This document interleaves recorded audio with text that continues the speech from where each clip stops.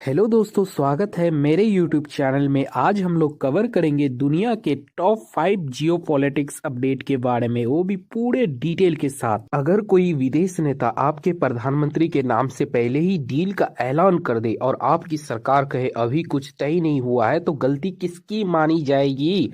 क्या ट्रम्प जानबूझकर दुनिया के बड़े नेताओं को स्पॉट में डालते हैं? मोदी और शी जिनपिंग दोनों के साथ ट्रम्प ने एक जैसा गेम क्यों खेला? पूरी खबर क्या है? हाल ही में अमेरिका के राष्ट्रपति डोनाल्ड ट्रम्प ने एक बार फिर वही किया जिसके लिए वे पूरी दुनिया में जाने जाते हैं। फोन कॉल के बाद बिना ऑफिशियल स्टेटमेंट का इंतजार किए सीधे सोशल मीडिया पर बड़ा ऐलान। इस बार मामला जुड़ा है भारत और चीन से। ट्रम्प मोदी फोन कॉल विवाद क्या हुआ? ट्रम्प और पीएम मोदी के बीच फोन पर बातचीत हुई। बातचीत के तुरंत बाद ट्रम्प ने ट्रुथ सोशल पोस्ट डाल दी। ट्रम्प ने क्या दावा किया? ट्रम्प की पोस्ट के अनुसार Bharat America trade deal final हो गई। भारत रूसी तेल खरीदना बंद करेगा। भारत अमेरिका कृषि उत्पाद खरीदेगा। भारत सभी टैरिफ हटा देगा। यानी ट्रम्प ने पूरी डील पैकेज घोषित कर दिया। भारत सरकार का जवाब, लेकिन यहाँ ट्विस्ट आया। भारत सरकार ने तुरंत इन दावों को नकार दिया। वाणिज्य मंत्री पीयूष गोयल ने साफ कहा, अभी कोई ज्वाइंट स्टेटमेंट नहीं आया, 4-5 दिन में आधिकारिक बयान आएगा। भारतीय किसानों के हित से समझौता नहीं होगा। मतलब ट्रम्प ने जो दावा किया था वो अभी भारत ने ऑफिशियल स्टैंड जारी नहीं किया है। Trump Xi Jinping phone call मामला। चीन के साथ क्या हुआ? ट्रम्प और चीन के राष्ट्रपति शी जिनपिंग के बीच बातचीत हुई। इसके बाद ट्रम्प ने फिर वही किया, ट्रूथ सोशल पोस्ट पर डाल दी। ट्रम्प की पोस्ट में क्या था? डील की बातें, पॉजिटिव संकेत, रिश्तों में सुधार के दावे। चीन की आधिकारिक स्टेटमेंट क्या कहती है? चीन की सरकार ने जो रीड आउट जारी किया, कोई डील कंफर्म नहीं, कोई ट्रेड कमिटमेंट नहीं, सिर्फ इतना कहा दोनों देशों के रिश्तों पर बातचीत हुई। शी जिनपिंग की तारीफ। यानी जो ट्रम्प ने कहा चीन ने कंफर्म नहीं किया। दोनों मामलों में common pattern. Point phone call Bharat और चीन दोनों को किया। पॉइंट ट्रम्प की तुरंत पोस्ट, भारत और चीन फोन कॉल करने के बाद तुरंत पोस्ट। पॉइंट डील का दावा भारत और चीन से। पॉइंट सामने वाले देश का इनकार, भारत भी इनकार चीन भी इनकार। पॉइंट ऑफिशियल स्टेटमेंट से फर्क, भारत भी और चीन भी। इसे कहते हैं प्रीएम्प्टिव अनाउंसमेंट स्ट्रेटजी। ट्रम्प का यह स्टाइल क्यों खतरनाक है? डिप्लोमेटिक प्रोटोकॉल टूटता है, पहले ज्वाइंट स्टेटमेंट आता है, ट्रम्प पहले पोस्ट डाल देता है, सामने वाली सरकार पर दबाव बनता है। भारत में विपक्ष ने कहा अमेरिका दबाव में सरकार झुकी। चीन में भी यही स्थिति बनी, लीडर्स को स्पॉट में डाल देता है, मानो कह रहे हैं अब तुम मना करके दिखाओ। भारत में राजनीतिक असर, विपक्ष ने सवाल उठाए, सरकार को सफाई देनी पड़ी, किसानों का मुद्दा बीच में आ गया, विदेश नीति पर बहस तेज हो गया। आपको क्या लगता है, ट्रम्प का यह तरीका स्मार्ट डिप्लोमेसी है या खतरनाक पॉलिटिकल प्रेशर? कमेंट्स में जरूर बताइए। तो जो हमारी दूसरी अपडेट है, अगर कोई सरकार चुनाव से सिर्फ 3 दिन पहले बिना जनता को बताए किसी विदेशी देश से गुप्त समझौता कर ले तो क्या वो सही है? और अगर उस डील के साथ देश के लाखों मजदूरों की नौकरी खतरे में पड़ जाए तो जिम्मेदार कौन? आज हम बात करेंगे बांग्लादेश, अमेरिका और मोहम्मद यूनुस की एक ऐसे डील की जिसने पूरे देश के निर्यातकों की नींद उड़ा दी है। खबर किस बारे में है? बांग्लादेश में इस समय मोहम्मद यूनुस की अंतरिम सरकार है। इसी सरकार ने अमेरिका के साथ एक गुप्त व्यापार समझौता करने का फैसला किया है। सबसे बड़ी बात, यह डील 9 फरवरी 2026 को साइन होनी है, जबकि चुनाव 12 फरवरी 2026 को है, यानी चुनाव से सिर्फ 3 दिन पहले। इसलिए देश में सवाल उठ रहे हैं, जब सरकार ही बदलने वाली है तो इतनी बड़ी डील क्यों?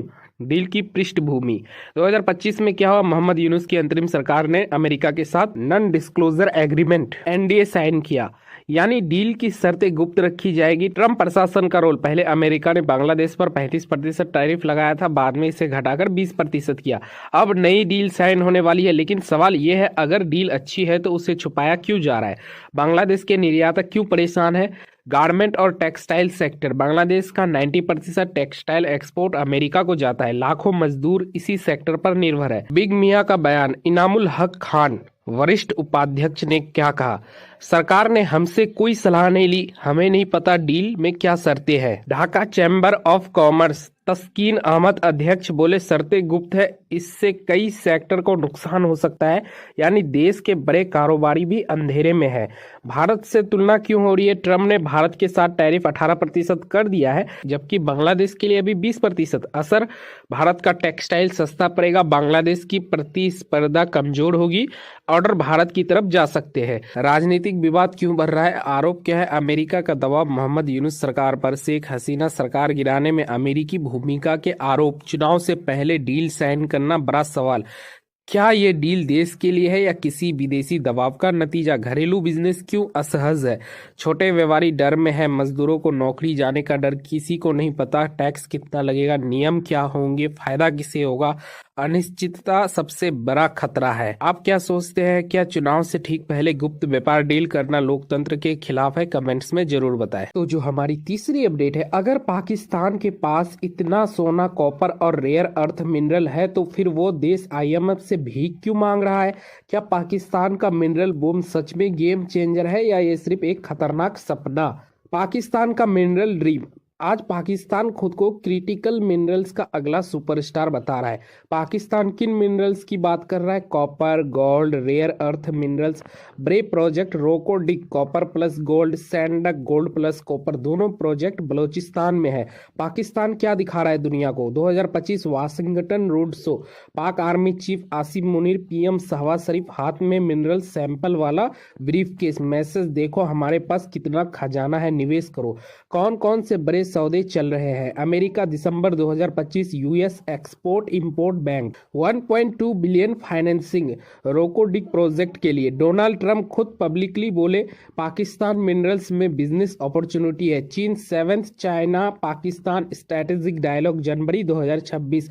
CPEC का अगला फोकस माइनिंग सेक्टर। ऑस्ट्रेलिया 28 जनवरी 2026 रियर अर्थ प्लस माइनिंग में कॉपरेशन पर बातचीत। PMIF 2026 अप्रैल 2026 Pakistan minerals investment forum. US plus China दोनों को डायनवाइट। ऊपर से लगता है पाकिस्तान में मिनरल्स बूम आ गया है, लेकिन असली कहानी यहाँ से शुरू होती है। असली दिक्कत सिक्योरिटी और विद्रोही। बलूचिस्तान सबसे बड़ा रिस्क। जहाँ जहाँ बड़े माइनिंग प्रोजेक्ट है, नुस्की, रोकोडिक, सैंडक, वहाँ एक्टिव है बलूचिस्तान लिबरेशन आर्मी BLA क्या करती है? रोड, ट्रक, सप्लाई लाइन पर हमला, पाइपलाइन उड़ाना, मजदूर और इंजीनियर को निशाना बनाना। इसे कहते हैं लॉजिस्टिक चौक पॉइंट्स। BLA का आरोप, ये प्रोजेक्ट लोकल लोगों के लिए नहीं बल्कि पाक सेना, फेडरल सरकार, विदेशी कंपनियों के लिए है। लोकल लोग को मिलता है जमीन छीनना, फौजी ऑपरेशन, गरीबी। सिर्फ बलूचिस्तानी खैबर पख्तूनख्वा TPP इस्लामी आतंकी गुट लगातार हमले। पाकिस्तान फौज ओवर स्ट्रेच हो चुकी है। डराने वाला आंकड़ा 2024 में आतंकवादी हमलों में 70% बढ़ोतरी, कुल 521 आतंकी हमले।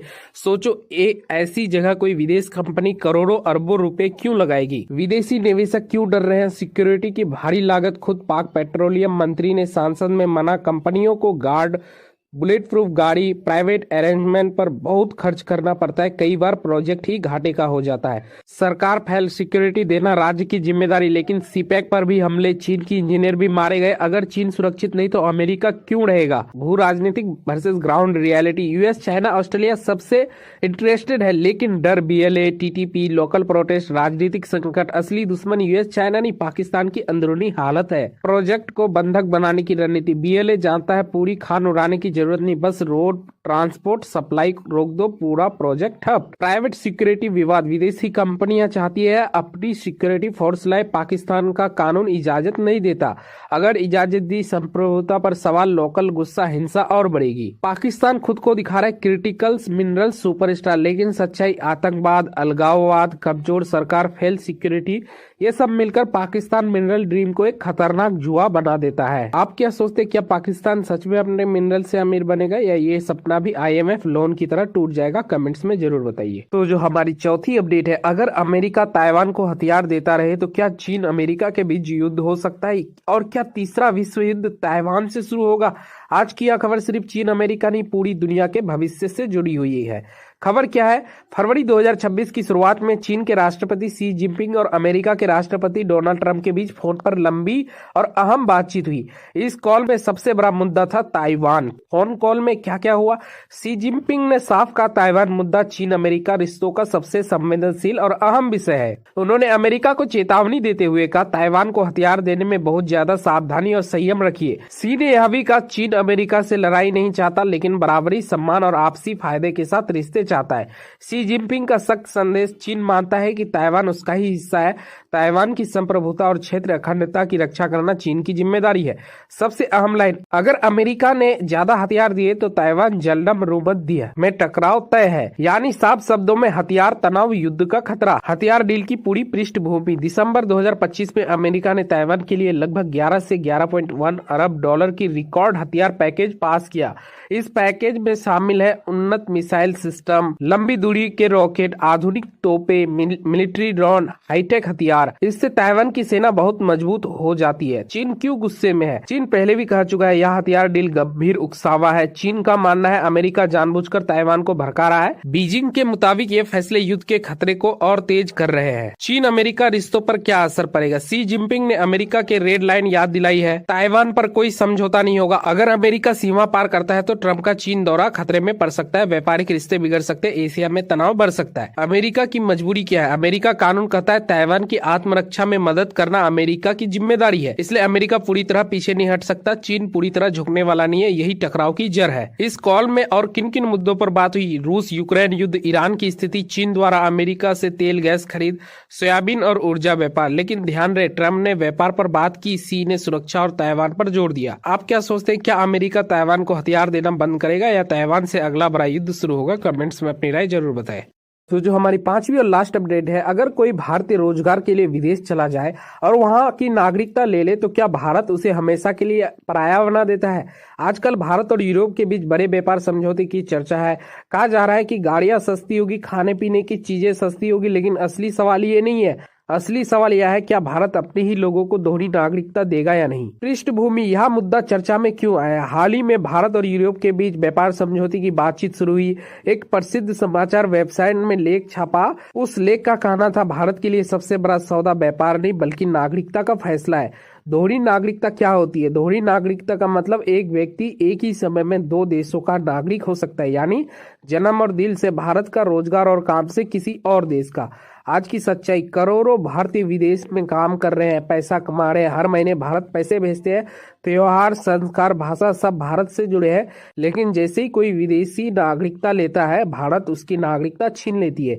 यही से समस्या शुरू होती है। OCI कार्ड, क्या यह असली नागरिकता है? नहीं, बिल्कुल नहीं। OCI की सच्चाई, यह नागरिकता नहीं है, यह सिर्फ लंबी अवधि का अनुमति पत्र है। OCI की सीमाएं, वोट नहीं दे सकते, चुनाव नहीं लड़ सकते, खेत की जमीन नहीं खरीद सकते, बड़े सरकारी पद नहीं मिलते, सरकार चाहे तो इसे कभी भी रद्द कर सकती है। इसी कारण से विदेश में रहने वाले भारतीय डर में रहते हैं। गोवा और पुर्तगाल की कहानी, गोवा कभी पुर्तगाल के अधीन था, आज भी गोवा के कई लोग पुर्तगाल की नागरिकता लेते हैं। वह दोहरी नागरिकता की अनुमति है। एक गोवा मूल का व्यक्ति पुर्तगाल का प्रधानमंत्री बना और दोनों देशों के रिश्ते का सेतु बना। सवाल यह है, अगर दूसरे देश कर सकते हैं तो भारत क्यों नहीं? दुनिया क्या कर रही है? दुनिया के कई देश दोहरी नागरिकता मानते हैं, अपने विदेश बसे लोगों को जोड़ कर रखते हैं। इसके फायदे देश में ज्यादा निवेश आता है, लोग वापस आकर बसते हैं, देश का नाम और ताकत बढ़ती है। भारत को क्या लाभ होगा? अगर भारत दोहरी नागरिकता दे दे तो विदेश में रहने वाला भारतीय बिना डर भारत में निवेश करेगा, व्यापार और उद्योग बढ़ेगा, देश से भावनात्मक रिश्ता मजबूत होगा, दूसरे दर्जे का भारतीय वाली भावना खत्म होगी, भारत को अपना ही हुनर वापस मिलेगा। सुरक्षा और वफादारी का डर, सच क्या है? आम डर बताया जाता है देश की सुरक्षा को खतरा, 2 देशों की वफादारी, लेकिन समाधान मौजूद है। हर व्यक्ति की अलग अलग जात, संवेदनशील पद, सिर्फ एक नागरिकता वालों के लिए वोट देने के लिए भारत में मौजूद होना अनिवार्य। मतलब साफ है, समस्या से ज्यादा समाधान है। असली सबसे बड़ा सौदा क्या है? व्यापार समझौते से कुछ लोग अमीर होंगे, लेकिन नागरिकता का फैसला करोड़ों लोगों की पहचान बदलेगा। अगर भारत कह दे तुम जहां भी जाओ भारत तुम्हारा है, तो यह फैसला इतिहास बदल सकता है। अब सवाल आपसे है, क्या भारत को भी दोहरी नागरिकता पर खुलकर सोचना चाहिए, हाँ या नहीं, और क्यों? नीचे कमेंट्स में अपनी राय जरूर लिखिए। तो दोस्तों, ये था टॉप 5 जियोपॉलिटिक्स अपडेट। अगर वीडियो पसंद आया तो वीडियो को लाइक कर देना, चैनल को सब्सक्राइब कर देना। मिलते हैं अगली वीडियो में, तब तक के लिए जय हिंद, जय भारत।